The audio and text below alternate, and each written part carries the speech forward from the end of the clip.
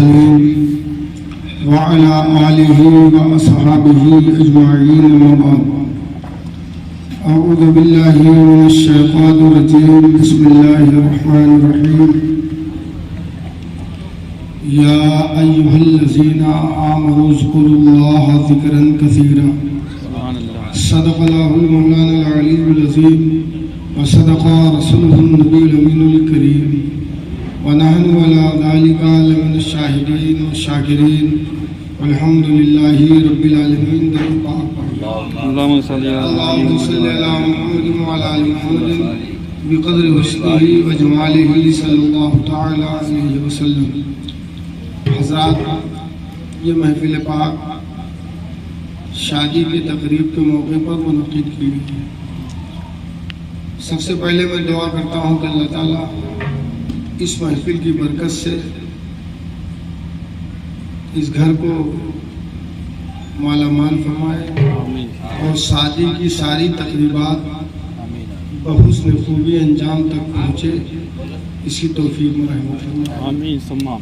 اس میں آنے والی ساری رکاوٹوں اور پریشانیوں کو دور فرمائے. آمین. آقا کے درباری کرم کا جلوہ ہی کچھ ایسا ہے. سبحان اللہ. آقا کے درباری کرم کا جلوہ ہی کچھ ایسا ہے. سائل ہے سلطان جہاں بھی داتا ہی کچھ ایسا ہے. اب کیوں نہ مقدس صحرا چومے اہل عقیدت نظروں سے. سبحان اللہ. کیوں نہ مقدس صحرا چومے اہل عقیدت نظروں سے. ان کے رخ پر ناز و ادا کا صحرا ہی کچھ ایسا ہے. سبحان اللہ. ان کے رخ پر ناز و ادا کا صحرا ہی کچھ ایسا ہے. اور دیکھے جو رخسار ہنسی تو بادل میں چھپ جائے چاند. دیکھے جو رخسار ہنسی تو بادل میں چھپ جائے چاند. دیکھ کے جنت بھی حیراں ہے مخلا ہی کچھ ایسا ہے. دیکھ کے جنت بھی حیراں ہے مخلا ہی کچھ ایسا ہے. اور اس میں ایک شعر شیخ الاسلام علامہ مدنی میاں کا کہ سبت نبی ہے پشت نبی پر. سبت نبی ہے پشت نبی پر اور سجدے کی حالت ہے. آقا نے تسبیح بڑھا دی بیٹا ہی کچھ ایسا ہے. آقا نے تسبیح بڑھا دی بیٹا ہی کچھ ایسا ہے. اور مکے میں گل بابا ہمارے فرماتے ہیں کل بھی آقا کے دامن سے وابستہ تھے اشرفی گل. کل بھی آقا کے دامن سے وابستہ تھے اشرفی گل. آج بھی قدموں سے لپٹا ہے شیدا ہی کچھ ایسا ہے. آج بھی قدموں سے لپٹا ہے شیدا ہی کچھ ایسا ہے. درود پاک پڑھنے اللہم صلی اللہ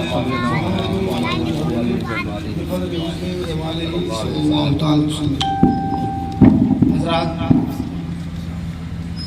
قرآن پاک کی میں نے جو آیت پڑھی ہے، اللہ رب العزت اپنے ان بندوں سے جو مومن ہیں ارشاد فرماتا ہے اللہ کو بہت یاد کر.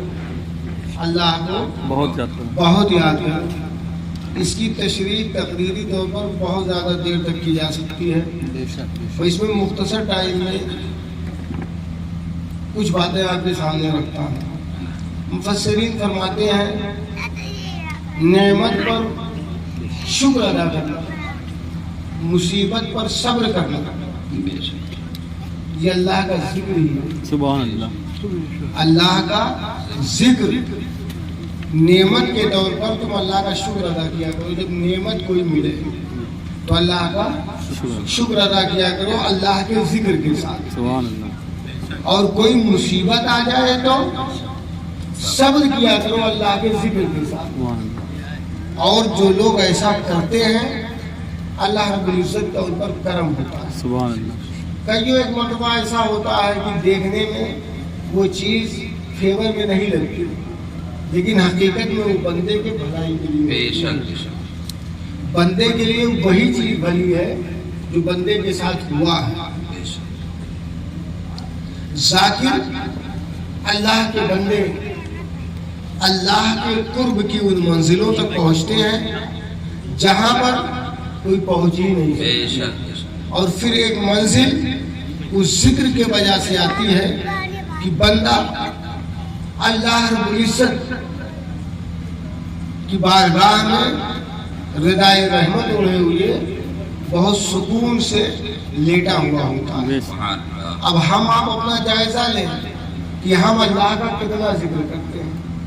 صرف 5 ٹائم نماز پڑھ لینا یہی اللہ کا ذکر نہیں ہے۔ آگے ہے وَسَبِّحُوهُ بُكْرَةً وَأَصِيلًا، سبحان اللہ، صبح و شام اس کی پاکی بولا کرے۔ سبحان اللہ، اس کا مطلب یہ ہوا کہ کوئی بھی لمحہ اللہ کے یاد سے غافل ہونا ہی نہیں چاہیے۔ ہماری تنہائی ہو تب بھی اللہ کا ذکر ہو، سبحان اللہ، ہم عوام میں ہوں تب بھی اللہ کا ذکر ہو، ذکر خدا سے ہم غافل کبھی نہ ہوں۔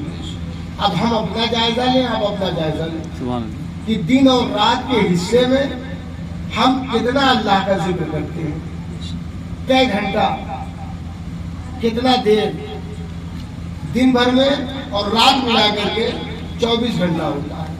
24 گھنٹے میں ہم اللہ کا نام کئی مرتبہ لیتے ہیں، اور اللہ کی رضا کے لیے ولی اللہ کا نام، رسول اللہ کا نام کئی مرتبہ لیتے ہیں۔ بے شک، مجھے تو لگتا ہے وہ محفل نامکمل اور ادھوری ہے جس محفل میں اللہ اور رسول کا ذکر نہ کیا جائے۔ بے شک، بے شک، سبحان اللہ، یہ ان کی خوش قسمتی ہے کہ محفل شادی کے موقع پر انہوں نے کیا۔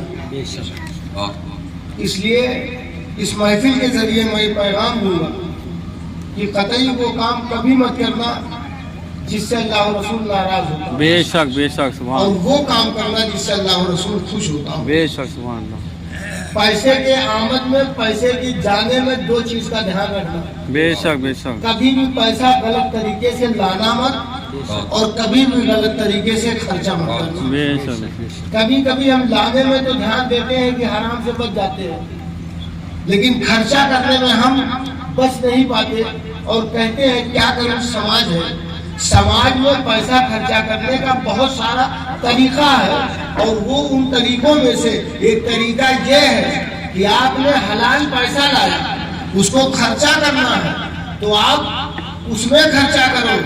کوئی غریب ہے، کوئی مفلس ہے، کوئی بیمار ہے، کوئی بھوکا ہے، تو آپ اس کے اوپر خرچا کرو۔ بے شک، بے شک، اور اس وقت خرچہ کرنے میں کبھی تم ہندو مسلمان مت دیکھنا، بے شک، بے شک، کبھی تم کوئی ذات برادری مت دیکھنا، بلکہ غریب اگر تمہیں مل رہا ہے، اس کے گھر میں بھوک ہے، ہڑتال ہے، لوگ پیاسے ہیں، بچے کھانا نہیں پا رہے ہیں، یا بیمار ہے، دوا کے بغیر موت کے منہ میں پہنچا ہوا ہے، دوا کا انتظام ہو جائے تو اس کی جان بچ سکتی ہے، تو ایسے وقت میں نہ اپنا دیکھنا نہ پرایا دیکھنا، چاہے جو اگر وہ غریب ہے تو اس کو دوا پہنچاؤ، ہندو ہو یا مسلمان ہو اس کو کھانا پہنچاؤ، اور اس کو یہ پیغام دو کہ مدینے کے محمد کا یہ پیغام ہے، ہم ہندو مسلمان اپنا بیگانہ نہیں دیکھتے، ہم پریشانوں کی مدد کرتے ہیں،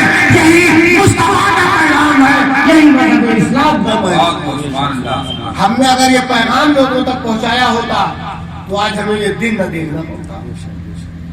اللہ کے نبی صلی اللہ علیہ وسلم نے فرمایا کہ تم اس چیز کا دھیان دیا کرو، اور میرے نبی سے بڑا کوئی مسلمان تو ہے نہیں، وہ تو لوگوں کو مسلمان بنانے والے ہیں۔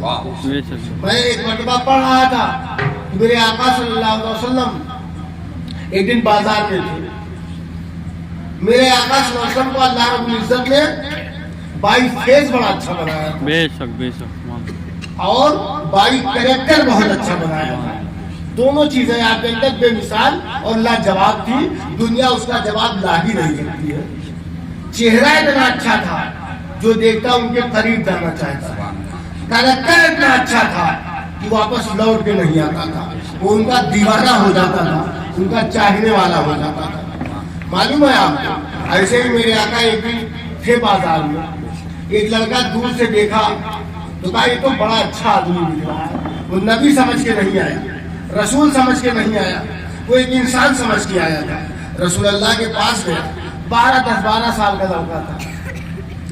جب ملا تو آقا نے وہ محبت دیا، وہ پیار دیا کہ لڑکا جب واپس گیا تو دل رسول اللہ کے پاس چھوڑ کے چلا گیا. سبحان اللہ. اور بار بار اپنے گھر والوں سے کہتا کہ وہ سامان تو نہیں لانا ہے, بازار تو نہیں جانا ہے. تو اس کے ماں باپ سوچتے کہ لڑکا بڑا وفادار ہے, اسی لیے بار بار دوڑ رہا ہے, اسی لیے بار بار کہتا ہے یہ ماں باپ کو وفادار بیٹا ہے. لیکن ایسا کچھ نہیں تھا, اس کا مطلب صرف تھا. صحیح بول رہا ہے. درود پاک پڑھیں اللہم صلی علی محمد وعلی آل محمد. لیکن بات کیا تھی, وہ یہ چاہتا تھا کہ وہ یہ چاہتا 5 منٹ باقی آزاد تو میں کہہ یہ رہا تھا کہ وہ لڑکا صرف اس لیے جاتا تھا بازار کہ ان کو ایک مرتبہ میں دیکھ لوں, ہو سکتا ہے وہ بازار آئے ہوئے ہو, ان کو دیکھ لوں. جب گھر والوں کو پتا چلا تو بائنڈ لگا دیا, اب تم نہیں جاؤ گے بازار. جب ملنے کی صورت نظر نہ آئی تو وہ لڑکا بیمار پڑ گیا. اطباء نے اسے لا علاج کر دیا. باپ نے کہا بیٹے کوئی وصیت ہو تو بتاؤ. اس نے کہا کوئی نہیں. بہت زبردستی کری تو کہا کہ ایسا ہے کہ اگر تم میری وصیت کا عمل ہی کرنا چاہتے ہو تو تم صرف محمد کے پاس یہ پیغام پہنچا دو کہ ان کا ایک چھوٹا سا چاہنے والا بیمار پڑ گیا ہے اور اس کا باپ رسول اللہ کا دشمن تھا.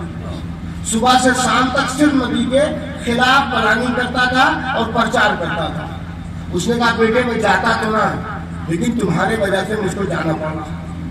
جب وہ یہودی پہنچا ہے میرے آقا کے پاس تو آقا تو یہاں سے رسم بیٹھے ہوئے تھے اور ان کے اصحاب بیٹھے تھے, ان کے ساتھی بیٹھے ہوئے تھے. پوچھا کیا بات ہے؟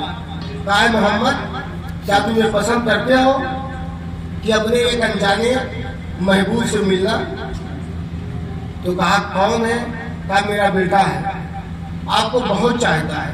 اطباء نے لا علاج کہہ دیا ہے, بس ایک کام کرو وہ آپ کو یاد کر رہا ہے, کیا اس کے گھر جا سکتے ہو, میرے گھر آ سکتے ہو, میں آپ کا دشمن ہوں, دنیا جانتی ہے. 10-12 سال کا لڑکا جب نبی پیغام پاتے ہیں, ہم آپ ہوتے تو کیا کرتے؟ نہیں جاؤں گا, یا اچھا جاؤ بول دو ابھی آ جاؤں گا, کل آ جاؤں گا, تھوڑی دیر بعد آ جاؤں گا. لیکن بار مصطفیٰ جان رحمت صلی اللہ علیہ وسلم ہم نے خود اپنے مانگتے پھرتے ہیں اغیار سے مٹی کے جلا اپنے خورشید کو پھیلا دیے.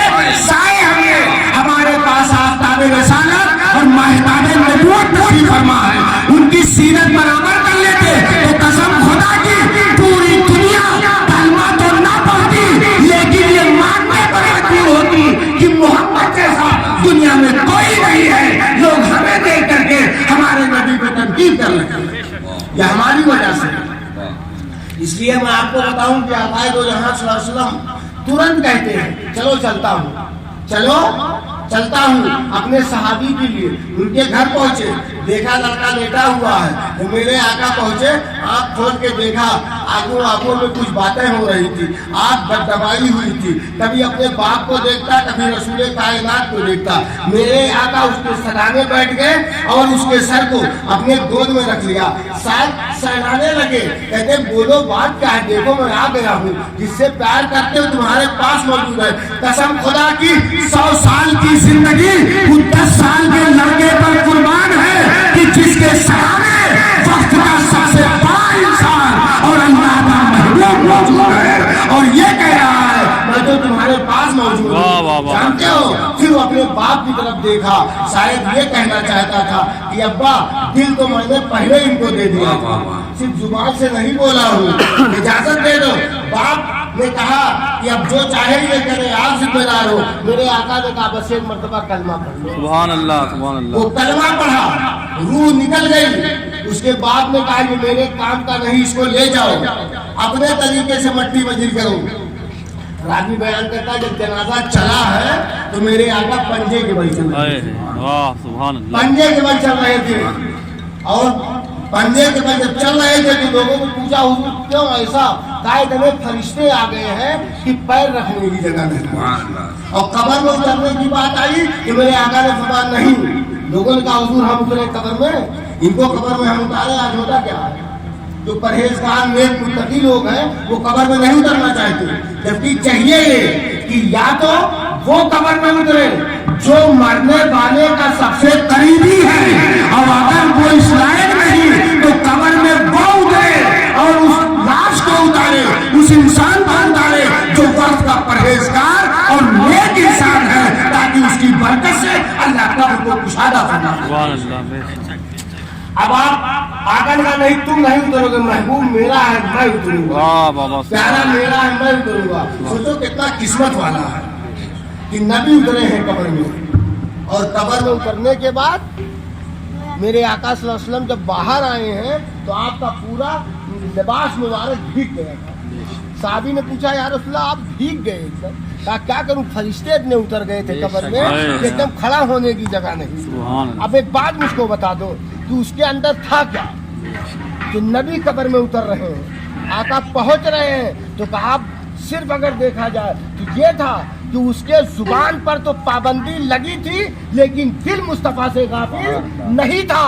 इस महफिल में मैं पैगाम देता हूँ, जहाँ भी रहो, जिस घड़ी रहो, जहाँ भी रहो, जितना ज्यादा से ज्यादा हो सके, अगर जुबान से नहीं तो दिल से अपने नबी को जरूर याद करो, अल्लाह का जिक्र जरूर किया करो। बेशक, सुभान अल्लाह। आपका रोम रोम जिक्र करे। जुबान तो बात की बात है, आपकी कंडीशन ऐसी हो कि ख्वाब देखो तो अल्लाह और रसूल के प्यार ही का देखो। वाह, तो वाह। पैसे का ख्वाब देखते हो, इधर उधर का ख्वाब देखते हो, भूत प्रेत का ख्वाब देखते हो, ये सब बंद हो जाए, ताकि जब ख्वाब भी आए तो ये ख्वाब आए कि मैं कुरान पढ़ रहा वाह, हूँ, वाह। ये ख्वाब आए कि नबी का जिक्र कर रहा सुभान हूँ, अल्लाह। ये ख्वाब आए कि मैं अपने अल्लाह को याद कर रहा हूँ।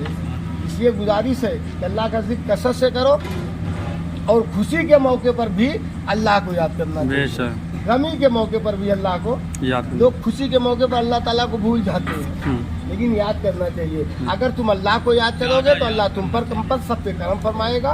खड़े होकर सलाम।